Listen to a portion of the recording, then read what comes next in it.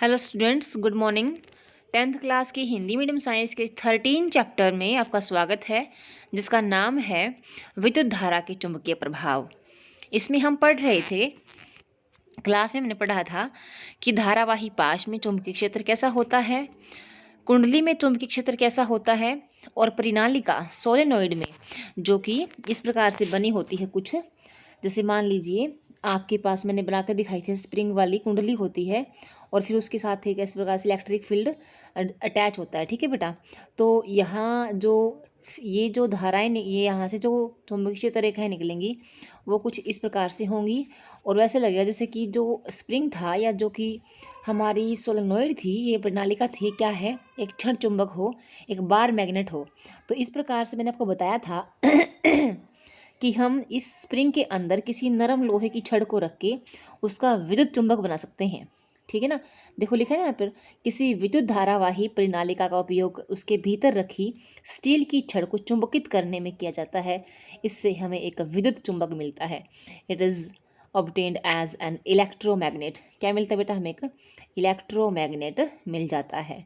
समझ गए? आगे देखो क्या है आगे। चुंबकीय क्षेत्र में रखे किसी विद्युत धारावाही चालक पर बल, यानी कि चुंबकीय क्षेत्र देंगे हम। ठीक है, ये दिख रहा है आपको, ये हॉर्स शू मैग्नेट है, हॉर्स शू मैग्नेट है ये। ठीक है बेटा, सॉरी यू शेप मैग्नेट है ये, हॉर्स शू ने यू शेप मैग्नेट है। जो हॉर्स शू मैग्नेट होता है वो इस प्रकार का होता है बेटा, वहाँ भी कर सकते हैं, इसको लेकर भी कर सकते हैं एक्सपेरिमेंट।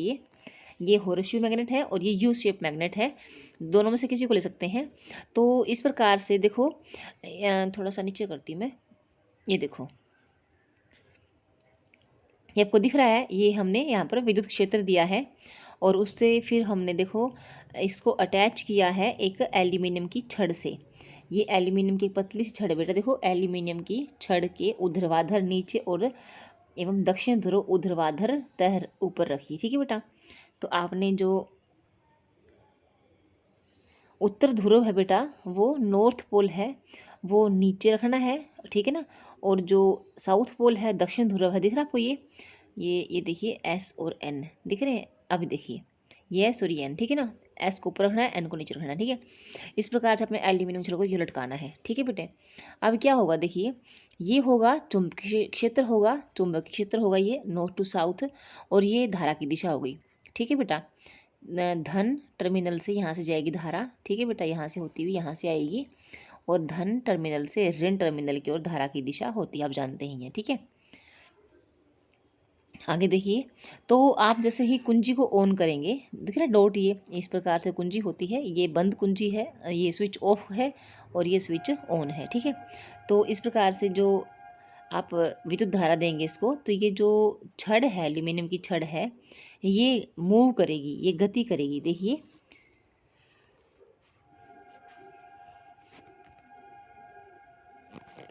आप क्या देखते हैं, हम देखते हैं कि विद्युत धारा प्रवाहित होते ही छड़ बाएं दिशा में विस्थापित हो जाती है। ठीक है ना, अब छड़ में प्रवाहित होने वाली विद्युत धारा की दिशा को उत्क्रमित कीजिए। उत्क्रमित यानी कि बदल दीजिए बैटरी के टर्मिनल्स को, यहाँ पॉजिटिव कर दीजिए इस तरफ, और यहाँ पर आप नेगेटिव कर दीजिए बेटा। ठीक है ना, इस तरफ। तो क्या होगा, अब वो दाईं तरफ, अब क्या होगा देखिए, और छड़ विस्थापन की दिशा देखिए यहाँ पर लिखा हुआ है, ये दाईं ओर विस्थापित हो जाती है। ठीक है ना, जैसे ही हम धारा की दिशा को उत्क्रमित कर देते हैं, उसी प्रकार जो छड़ है वह दाईं तरफ विस्थापित हो जाती है। इससे हमें क्या पता लगता है बेटा, कि जब ये चालक है, ये चालक का काम कर रही, देखो ये चालक का काम कर रही है, इसको हमने एक चुंबकीय क्षेत्र में रखा है। ठीक है ना, चुंबकीय क्षेत्र में रखेंगे, उसमें से धारा गुजारेंगे, यानी कि धारा भी होनी चाहिए और विद्युत क्षेत्र भी होना चाहिए। विद्युत क्षेत्र और चुंबकीय क्षेत्र दोनों है ना, तो इस पर एक बल लगेगा बेटा। ठीक है ना, तो एक तो हो गया मैग्नेटिक फील्ड एम, एक हो गया इलेक्ट्रिक फील्ड ई, और एक आ गया बेटा फोर्स एफ, बल। ठीक है, तीन क्वांटिटीज़ हो गई है। ठीक है ना, ये आपस में किस प्रकार रिलेटेड है देखिए, दो दे दीजिए, तीसरी अपने आप आ जाएगी। ठीक है ना बेटा, अगले कंसेप्ट हम देखेंगे कि हम मैग्नेटिक फील्ड देंगे, चुंबकीय क्षेत्र देंगे और बल देंगे, फिर वहाँ पर इलेक्ट्रिसिटी पैदा हो जाएगी। ठीक है ना, जनरेटर में ऐसा होता है, आप अगले आने वाले कंटेक्स्ट में देखेंगे कि हमने क्या देखा बेटा, जब किसी चालक तार को हम रखते हैं किसी धारावाही चालक तार को हम छड़ को रखते हैं किसी चुंबकीय क्षेत्र में, तो वह अपने बल अनुभव करता है। और आपने एक बात तो नोट करनी बेटा, तीनों चीज़ें, चुंबकीय क्षेत्र, विद्युत क्षेत्र और बेटा जो बल है, ये तीनों क्या होते हैं बेटा, एक दूसरे के परपेंडिकुलर होते हैं। ठीक है ना, एक दूसरे के परपेंडिकुलर होते हैं ये। अभी आगे हमारे एक नियम आएगा, हम देखेंगे उसमें। विद्युत धारावाही छड़ ए बी अपनी लंबाई और चुंबकीय क्षेत्र के लंबवत एक बल का अनुभव करती है। सरलता के लिए चुंबक की टेक नहीं दर्शाई गई है। ठीक है ना बेटा, आगे देखो।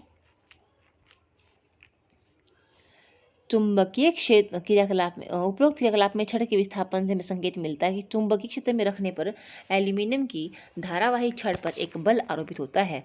और यह भी संकेत मिलता है कि चालक में विद्युत धारा, प्रवाहित विद्युत धारा की दिशा उत्क्रमित करने पर बल की दिशा भी उत्क्रमित हो जाती है। अब चुंबक के ध्रुवों को परस्पर बदलकर चुंबकीय क्षेत्र की दिशा ऊर्ध्वाधर अधोमुखी कर दीजिए। एक बार पुनः यह दिखाई देता है कि विद्युत धारा छड़ पर आरोपित बल की दिशा उत्क्रमित हो जाती है।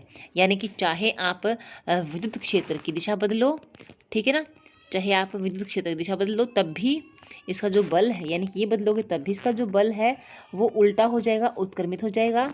और या आप इसको बदल दो, ऊपर एन को ले जाओ और नीचे एस को ले जाओ, तभी भी इसकी जो दिशा है बेटा गति की, वो बदल जाएगी। ठीक है ना, यानी कि जो बल की दिशा है वह चुंबकीय क्षेत्र और विद्युत क्षेत्र दोनों पर निर्भर करती है। लिखा ना इस पे, एक बार पुनः आप देखिए, एक बार पुनः यह दिखाई देता है कि विद्युत छड़ पर आरोपित बल की दिशा उत्क्रमित हो जाती है। ठीक है, देखिए चुंबकीय क्षेत्र की दिशा ऊर्ध्वाधर अधोमुखी, अधो यानी कि नीचे जो कर दीजिए। एक बार पुनः दिखाई देता है कि विद्युत धारावाही छड़ पर आरोपित बल की दिशा उत्क्रमित हो जाती है। उत्क्रमित यानी कि उल्टी हो जाती है। इससे यह प्रदर्शित होता है कि चालक पर आरोपित बल की दिशा विद्युत धारा की दिशा और चुंबकीय क्षेत्र की दिशा, ठीक है बेटा, दोनों पर निर्भर करती है। प्रयोगों द्वारा यह देखा गया है कि छड़ में विस्थापन उस समय अधिकतम होता है अथवा छड़ पर आरोपित बल का परिणाम उस अधिकतम होता है जब विद्युत धारा की दिशा चुंबकीय क्षेत्र की दिशा के लंबवत होती है। यानी कि बल मैक्सिमम कब होता है बेटा, जब धारा की दिशा और चुंबकीय क्षेत्र की दिशा दोनों एक दूसरे के लंबवत होती हैं। ऐसी स्थिति में चालक पर आरोपित बल की दिशा का पता हम एक सरल नियम द्वारा लगा सकते हैं। यानी कि बल जो है वो किस दिशा में लगता है, तो यहाँ पर एक नियम बेटा जिसका नाम है, मैंने आपको शायद क्लास में डिस्कस भी किया था, फ्लेमिंग का वाम हस्त नियम, यानी कि फ्लेमिंग साइंटिस्ट का नाम है और उसी के नाम पर रखा गया है उल्टे हाथ का नियम है। आपने अभी, आप इस बुक को मैं पढ़ा रही हूँ, पढ़ो और देखो, अपनी बाएं हाथ की अंगूठा, सबसे पहली उंगली तर्जनी और मध्यमा यानी कि बीच वाली उंगली जो सबसे बड़ी होती है। ठीक है बेटा, इन तीनों उंगलियों को इस प्रकार फैलाओ। दिख रहा है ये अंगूठा, यही तर्जनी और ये मध्यमा, इनको देखो, चुंबकीय क्षेत्र और विद्युत धारा की दिशा और लंबवत बल जो है, यह पाएगा कि चालक पर आरोपित बल इन दोनों के लंबवत है। इन तीनों दिशाओं की व्याख्या एक सरल नियम फ्लेमिंग का वाम हस्त नियम द्वारा करते हैं। इस नियम के अनुसार अपने बाएं हाथ की तर्जनी, मध्यमा और अंगूठे को इस प्रकार फैलाएं कि ये तीनों एक दूसरे के परस्पर लंबवत हों। यदि तर्जनी चुंबकीय क्षेत्र की दिशा और मध्यमा चालक में प्रवाहित विद्युत धारा की दिशा की ओर संकेत करती है, तो अंगूठा चालक की गति की दिशा अथवा चालक पर आरोपित बल की दिशा की ओर संकेत करेगा।